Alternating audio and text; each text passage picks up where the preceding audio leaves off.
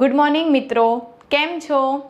ચાલો ધોરણ 7માં chapter number 9માં પૃથ્વીની આંતરિક રચના વિશે પાર્ટ 1માં આપણે જોઈ ગયા છીએ. આજે પાર્ટ 2 જોવાનો છે, એમાં છે ભૂમિ સ્વરૂપોનું નિર્માણ. તો ચાલો જોઈએ ભૂમિ સ્વરૂપોનું નિર્માણ કેવી રીતે થાય છે. તો મિત્રો, આપણી જે પૃથ્વી છે તે અનેક સ્તરોની બનેલી છે. એ અનેક સ્તરો એટલે કે ભૂતકતીઓ.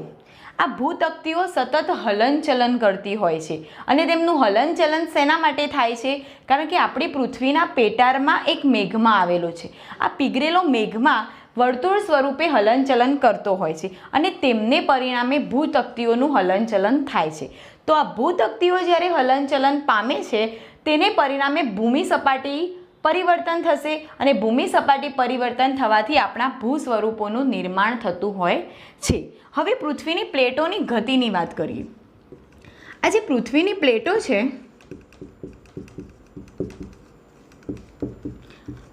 આ પ્લેટોની ગતિ એટલે કે ભૂતકતીઓની ગતિ મુખ્યત્વે બે બળોને આધારિત છે.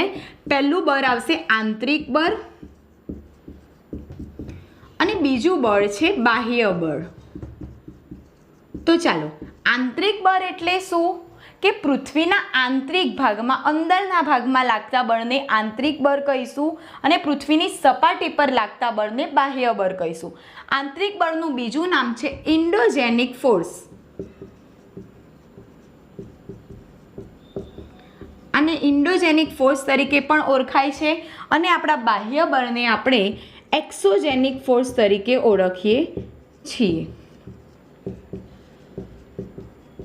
ચાલો મિત્રો, આટલી સમજ પડી કે આ બે બળોને કારણે પૃથ્વીની પ્લેટોની ગતિ થાય છે અને પ્લેટોની ગતિને કારણે સપાટી બદલાય છે.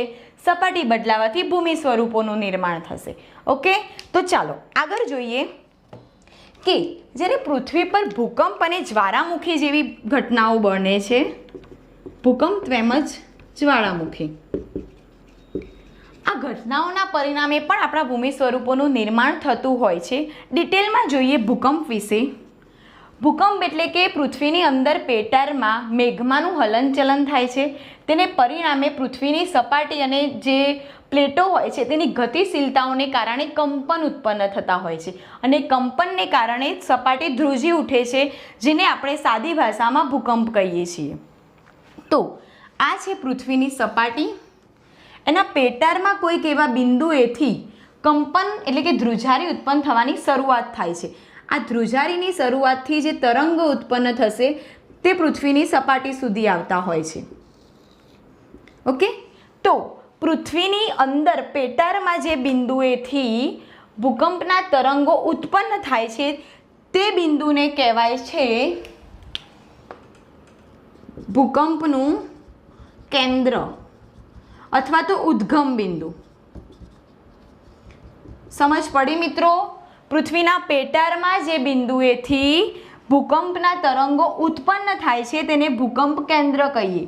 હવે આ તરંગો જે છે તે પૃથ્વીની સપાટી પર આવશે. આ પૃથ્વીની સપાટી પર આવશે ને સપાટી પર કોઈક એક બિંદુએ તરંગો જમા થાય છે. ત્યાર પછી જુદા જુદા વિસ્તારો સુધી તરંગો પહોંચતા હોય છે અને આસપાસની બધી જ જમીન ધ્રુજારી અનુભવતી હોય છે. તો પૃથ્વીની સપાટીનું જે બિંદુ આ ભૂકંપ કેન્દ્રની સૌથી નજીક છે તો આ કેન્દ્રને આપણે કયા નામથી ઓળખીશું? ભૂકંપનું નિર્ગમન કેન્દ્ર. સમજ પડી? આ નિર્ગમન કેન્દ્ર પાસે ભૂકંપની તીવ્રતા સૌથી વધારે હશે. જેમ જેમ ભૂકંપ નિર્ગમન કેન્દ્રથી આપણે દૂર જઈશું તેમ તેમ તેની તીવ્રતા કેવી થશે? ઘટતી જાય છે. સમજ પડી? ભૂકંપનું કેન્દ્ર હંમેશા પેટાળમાં રહેલું છે અને જે સપાટી પર સૌથી વધારે ભૂકંપની ધ્રુજારી થતી હોય તે કેન્દ્રને આપણે ભૂકંપ નિર્ગમન કેન્દ્ર કહીશું. ઓકે, ચાલો આ ભૂકંપની વાત થઈ. હવે જોઈએ જ્વાળામુખી. આ પૃથ્વીની સપાટી છે. પેટાળમાં રહેલો જે લાવા છે એટલે કે મેઘમા તે સતત ગરમ થાય છે. ગરમ થવાને કારણે એકદમ દબાણ કરે છે. જ્યારે સપાટીનું કોઈક એવું બિંદુ હોય છે એટલે કે કોઈક છિદ્ર, નાની છિદ્ર જેવું હોય છે, જે છિદ્રમાંથી આ ગરમ મેઘમા સપાટી પર આવે છે અને સપાટી પર પૃથ્વીની સપાટી પર તે નક્કર બની જાય છે, ઠળી જતો હોય છે. આ પ્રકારે જોજો, અંદર સપાટી પેટાળમાં રહેલો મેઘમાં આ નળી દ્વારા બહાર આવે છે અને સપાટી પર ઠળીને નક્કર બની જાય છે. તો આને જ્વાળામુખી કહીશું આપણે. આ મેઘમાં છે શરૂઆતમાં આ જે નળી એટલે કે છિદ્ર દ્વારા મેઘમાં બહાર આવે છે તેને કહેવાય છે જ્વાળામુખી છિદ્ર અથવા તો નળી પણ કહી શકીએ, બરાબર. અને બહાર આવી જાય છે અને ત્યાર પછી પૃથ્વીની સપાટી પર આમ પર્વત સ્વરૂપે પથરાઈ જતો હોય છે. તો આને આપણે કહીશું જ્વાળામુખીના પર્વતો. સમજ પડી મિત્રો? આને કહેવાશે જ્વાળામુખી. તો આ જ્વાળામુખી અને ભૂકંપ દ્વારા પણ ભૂમિ સ્વરૂપોનું નિર્માણ થતું હોય છે. ચાલો હવે આપણે જોવાનું છે ભૂમિ સ્વરૂપો કેવી રીતે બને છે.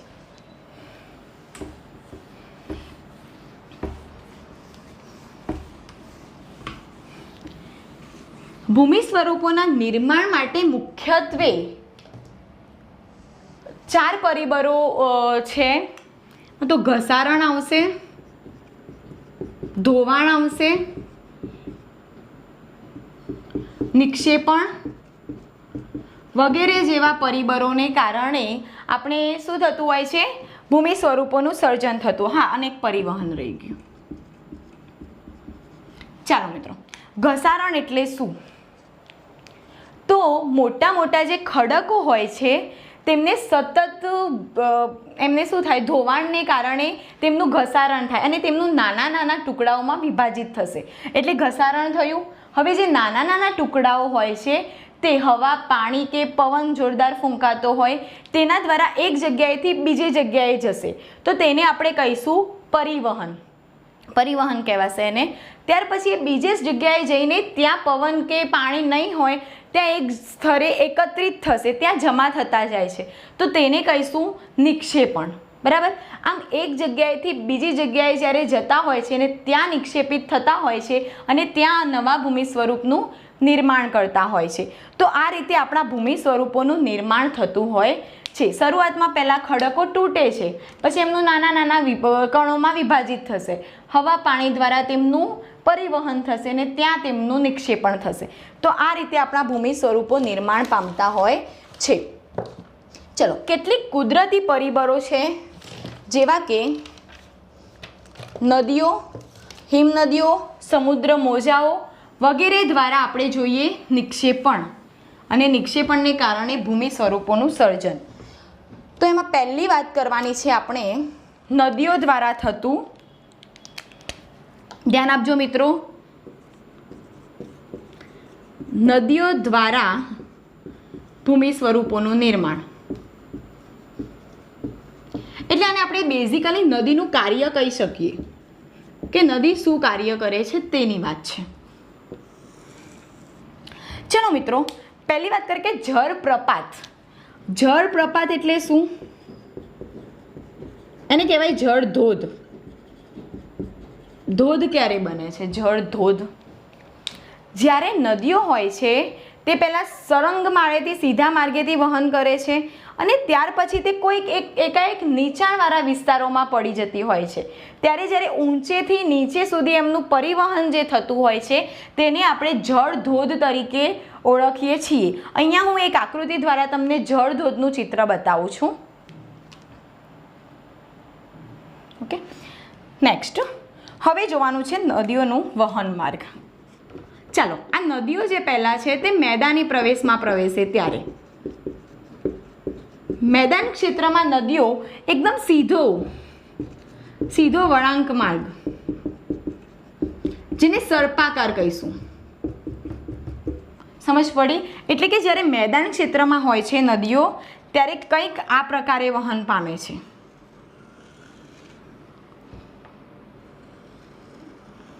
આ રીતે વહન કરતી હોય છે મેદાની ક્ષેત્રોમાં. હવે આ જે કિનારાના પ્રદેશો જેને કહીએ છીએ, આ કિનારાના પ્રદેશો ત્યાં સતત ઘસારણ થતું રહે છે, બરાબર. સતત ઘસારણને પરિણામે આ વળાંકો જે છે તે એકબીજાની નજીક આવતા જાય છે એટલે કંઈક આ પ્રકારની રચના બનશે. પછી નદીઓ આ રીતે વહેવા લાગે છે. સમજ પડી? આ વળાંકો એકબીજાની નજીક આવી ગયા. હજુ પણ સતત ઘસરણ થયા કરશે ત્યારે આ વળાંકો પોતાનો આકાર બદલીને ઘોડાની નાળ જેવો આકાર કરે છે સતત ઘસરણના પરિણામે. તો આ રીતે થશે એનો આકાર.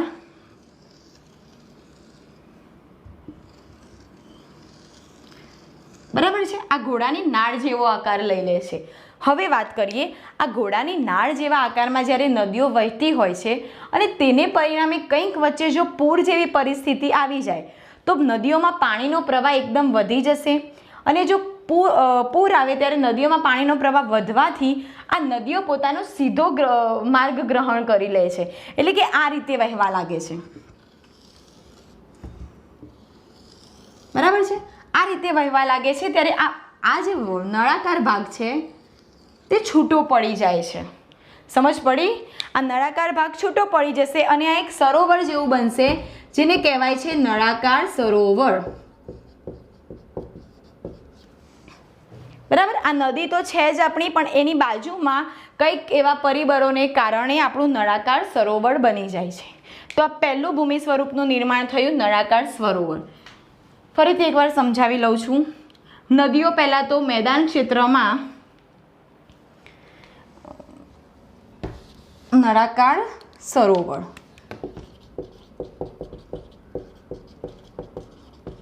બરાબર છે? નળાકાર સરોવરની વાત કરીએ. મેદાન ક્ષેત્રમાં નદીઓ પહેલાં તો સર્પાકાર માર્ગે વહન પામે છે, ત્યાર પછી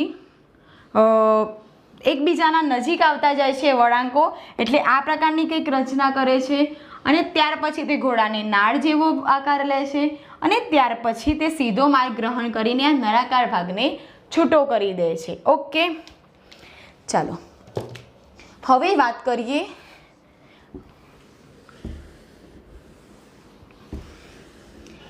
કેટલીક વાર નદીઓ પોતાના કિનારાઓની બહાર વહેવા લાગે છે, એટલે કે જ્યારે એમના વધારે પાણી આવી જાય છે ત્યારે કિનારાઓથી વધારે બહાર વહેવા લાગે છે અને તેને પરિણામે આજુબાજુના વિસ્તારોમાં કાંપ, માટી, કાંકરા, ખનિજો જેવા પદાર્થોનું નિક્ષેપણ કરતી હોય છે અને તેને પરિણામે ત્યાં ફળદ્રુપ મેદાનો બને છે. તેને આપણે પૂરના મેદાનો તરીકે ઓળખીએ છીએ. સમજ પડી? આ પૂરના મેદાનો નદીઓ દ્વારા બને છે, એટલે કે નદીમાં જ્યારે પૂર આવે છે ત્યારે નદી એકદમ વધારે વિસ્તારમાં વહેવા લાગતી હોય છે ત્યારે. એના પછી જોવાનું છે કુદરતી તટબંધ. કુદરતી તટબંધ એટલે શું? તો મિત્રો, જ્યારે નદી તેના આજુબાજુના કિનારાના વિસ્તારો પર કાંપ, માટી કે કાંકરાના નાના નાના ઢગલાઓ એટલે કે ટેકરીઓ બનાવતી જાય છે, એકદમ જથ્થામાં એ એકબીજા પર ગોઠવાતા જાય છે, ત્યારે આ ટેકરીઓને આપણે શું કહીશું? કુદરતી તટબંધ. સમજ પડી મિત્રો? અને ત્યાર પછી છેલ્લું જોવાનું છે મુખ ત્રિકોણ પ્રદેશો. તો આ એક આકૃતિ દ્વારા સમજીએ મુખ ત્રિકોણ પ્રદેશો. જ્યારે નદીઓ છે ને દરિયા તરફ પહોંચવાની હોય, દરિયાને મળવાની હોય, ત્યારે તેમની ગતિ એકદમ ધીમી થતી હોય છે, એટલે કે એ અનેક શાખાઓમાં વિભાજિત થતી હોય છે. આવી રીતે અનેક શાખાઓમાં વિભાજિત થઈ જશે નદીઓ. બરાબર? હવે આ જે શાખાઓ છે તેમાં વિભાજિત થશે એટલે બધામાં થોડું થોડું પાણીનો પ્રવાહ જતો રહે છે અને આ જે કહેવાય તે નદીઓના મુખ કહેવાશે. બરાબર છે? આ નદીઓના મુખ પાસેથી જે એ વધારે પ્રમાણમાં પોતાની સાથે કાંપ, માટી અને એવું બધું જે ખનિજો લાવેલી હોય છે તેને એક જગ્યા પર બધા જ નદીઓનો ભેગો થશે અને એ જગ્યા એકદમ ફળદ્રુપ બનશે, એક મેદાની પ્રદેશ બનશે જેને આપણે કહીએ છીએ મુખ ત્રિકોણ પ્રદેશો. બરાબર? આ મુખ ત્રિકોણ પ્રદેશો ઘણા જ ફળદ્રુપ હોય છે મિત્રો, તેમાં સારા પ્રમાણમાં ખેત ઉત્પાદન કરી શકાય છે. સમજ પડી? તો આ આપણી વાત થઈ નદીઓની. નદીઓ દ્વારા કયા કયા ભૂમિ સ્વરૂપોનું નિર્માણ થાય છે તેના વિશેની વાત થઈ. સમજ પડી ને? ઓકે, ચાલો હવે જોવાનું છે સમુદ્રી મોજા દ્વારા. આ એકદમ સારો ટોપિક છે, યાદ રાખજો. સમુદ્ર મોજા દ્વારા આપણને ખબર છે કે મોજા ક્યાં આવતા હોય છે? દરિયા કિનારાના વિસ્તારો પર. જ્યારે આ સમુદ્રના મોજાઓ જે હોય છે,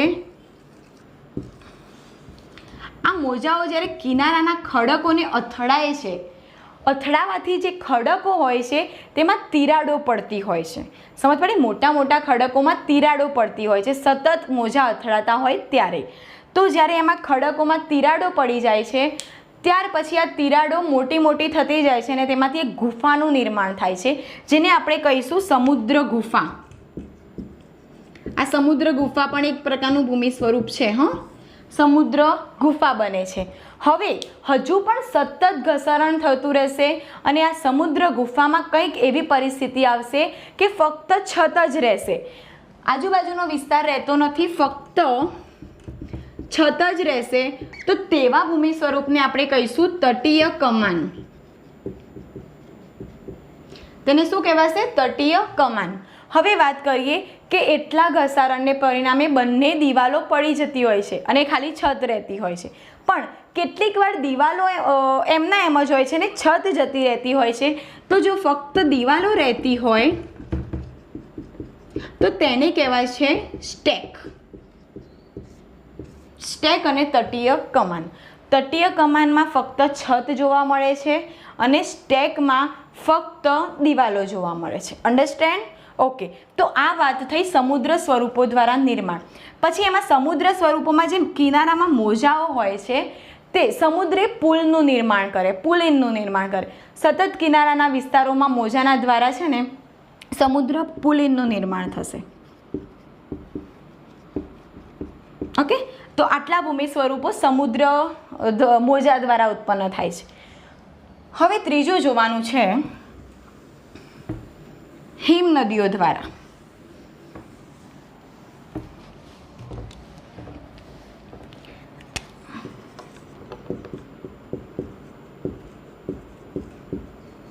ચલો જોઈએ. હિમ નદીઓ એટલે શું? આપણે સાદી ભાષામાં એને બરફની નદીઓ કહી શકીએ. મોટા મોટા જે બરફ ક્ષેત્રો છે, મતલબ હિમ આચ્છાદિત ક્ષેત્રો, એમાં બરફની નદીઓ જોવા મળતી હોય છે. તો હિમ નદીઓ શું કરશે? એના નીચેના નક્કર જે ખડકો હોય ને, નક્કર ખડકો, આ ખડકો હિમ નદીઓની ગોરાશમાં માટી તેમજ પથ્થરોનું ઘસારણ કરીને ગોરાશ્મી બનાવશે. ગોરાશ્મી ભૂદ્રશ્ય. આ ગોરાશ્મી ભૂદ્રશ્યનું નિર્માણ કરે છે. સમજ પડી મિત્રો? આ નક્કર ખડકો તે ગોળાશ્મ માટી અને પથ્થરોનું ઘસારણ કરીને ગોળાશ્મી બનાવે છે. આ ગોળાશ્મી એક પ્રકારનું હિમ નદીઓ દ્વારા ઉત્પન્ન થતું ભૂ સ્વરૂપ છે. ત્યાર પછી વાત કરીએ તો આ હિમ નદીઓ પાછી યુ આકારની ખીણો બનાવે છે. બરાબર છે? ખીણોનું નિર્માણ પણ હિમ નદીઓ કરશે. ત્યાર પછી જોઈએ તો જે પર્વત ક્ષેત્રોમાં જે કોતરો હોય, આ કોતરોમાં જ્યારે હિમ નદીઓ પીગળતી હોય છે ત્યારે કોતરોમાં પાણી ભરાઈ જાય છે અને તેમાં પાણી ભરાવાથી કુદરતી સરોવરની રચના થાય છે. ત્યારે તેમાં સરોવર બનતા હોય છે. સમજ પડી? પર્વત વિસ્તાર હોય તેમાં નાના નાના કોતરો હોય. એ કોતરોમાં જ્યારે આ હિમ નદીઓ પીગળતી હોય છે ત્યારે પાણી ભરાવાથી ત્યાં સરોવરની રચના થાય છે. તો મિત્રો આટલી જે છે હિમ નદીઓ દ્વારા પહેલાં તો ગોરાશ્મી ભૂમિદ્રશ્ય બનશે, પછી યુ આકારની ખીણો બનશે, ત્યાર પછી પર્વત ક્ષેત્રોમાં સરોવરો બનશે અને ત્યાર પછી લાસ્ટમાં હિમ નદીઓ જ્યારે વહે છે ત્યારે પોતાની સાથે કાપ, માટી, રેતી અને ખનિજો જેવા ફળદ્રુપ પદાર્થો લઈ જતી હોય છે. હવે એ ફળદ્રુપ જે પદાર્થો હોય છે તેની હિમ નદીઓના પ્રવાહ વચ્ચે એક ટેકરી બને છે. સમજ પડી? પ્રવાહની વચ્ચે આ કાપ, માટી ને બધાની એક નાની એવી ટેકરી બનતી હોય છે. આ ટેકરીનું નામ છે ડ્રીમલીન. શું કહેવાય છે આને?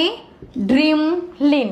તમને પરીક્ષામાં એવું પૂછાય કે ડ્રીમલીન એ ભૂમિ સ્વરૂપ કોના દ્વારા નિર્માણ પામે છે? તો આપણે શું કહીશું? હિમ નદીઓ દ્વારા. તો મિત્રો યાદ રાખજો, હિમ નદીઓના પ્રવાહની વચ્ચે કાપ, માટી, રેતીની એક ટેકરી બનતી હોય છે જેને આપણે ડ્રીમલાઇન કહીએ છીએ. ઓકે, ચાલો તો અહીંયા આપણું હિમ નદીઓ પૂરી થાય છે. હવે છેલ્લું અને લાસ્ટ આજના ચેપ્ટરનું છેલ્લું છે આ, તે જોવાનું છે રેતી. એટલે કે પવન દ્વારા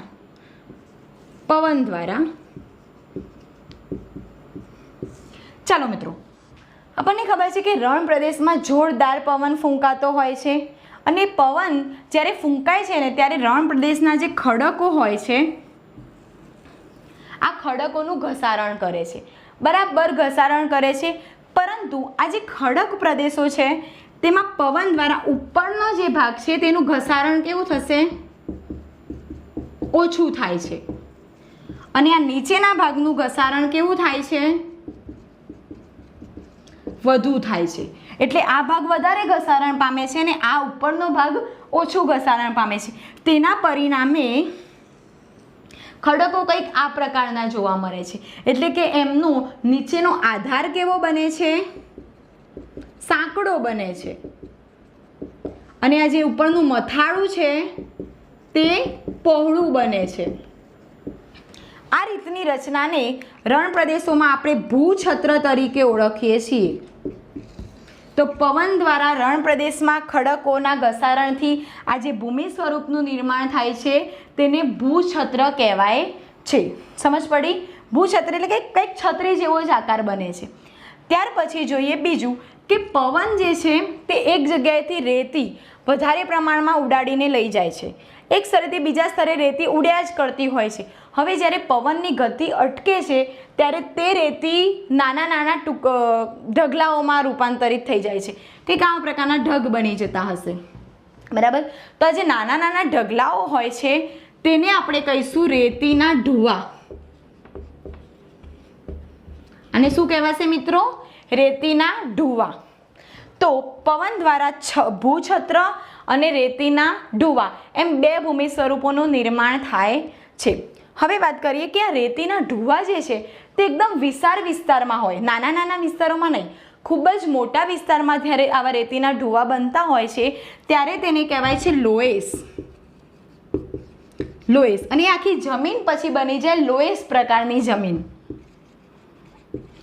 તો આવી જમીન ચીનમાં આવેલી છે. ચીનમાં ઘણા મોટા પ્રમાણમાં લોએસ પ્રકારની જમીન જોવા મળે છે, બરાબર? ચીનમાં આવી જમીન જોવા મળે છે. તો ચાલો મિત્રો, સમજ પડી રેતી દ્વારા પવન દ્વારા ભૂમિ સ્વરૂપોનું નિર્માણ કેવી રીતે થાય છે? ઓકે, તો આપણું આ ચેપ્ટર નંબર 9 પૃથ્વીની આંતરિક રચના અને ભૂમિ સ્વરૂપો પતી જાય છે, અહીંયા પૂરું થાય છે. તમને કંઈ ક્વેશ્ચન હોય તો નીચે મને કોમેન્ટ બોક્સમાં જણાવી શકો છો. મારો જો વિડીયો તમને પસંદ આવ્યો હોય તો લાઈક, શેર અને સબસ્ક્રાઈબ કરો. નમસ્તે.